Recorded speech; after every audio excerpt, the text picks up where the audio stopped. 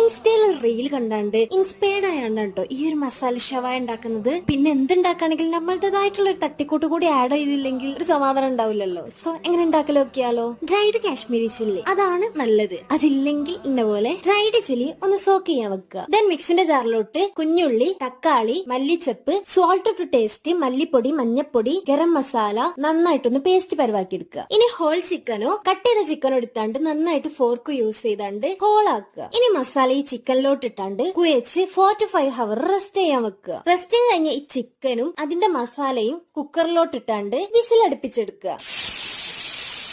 കുക്കായ ഈ ചിക്കൻ ഒന്ന് shallow fry ചെയ്തെടുക്കണം. ഓയിലോട്ട് കുറച്ച് നെയ്യ് ആഡ് ചെയ്താല് ചിക്കൻ നല്ല ടേസ്റ്റ് ആയിരിക്കും. ചിക്കൻ ഫ്രൈ ചെയ്ത പാനിലോട്ട് തന്നെ കുക്കറിലെ ബാലൻസ് വന്ന ഗ്രേവിയും കൂടി ആഡ് ചെയ്ത് വിനാഗിരിയും ടൊമാറ്റോ സോസും ചില്ലി ഫ്ലേക്സും കൂടി ആഡ് ചെയ്ത് നല്ല തിക്ക് പരുവാക്കി എടുക്കുക. ഗ്രേവിയിലോട്ട് ചിക്കൻ വെച്ച് സെർവ് ചെയ്താൽ സൂപ്പർ ഡെലീഷ്യസ് ആയിട്ടുള്ള മസാല ഷവായ റെഡി.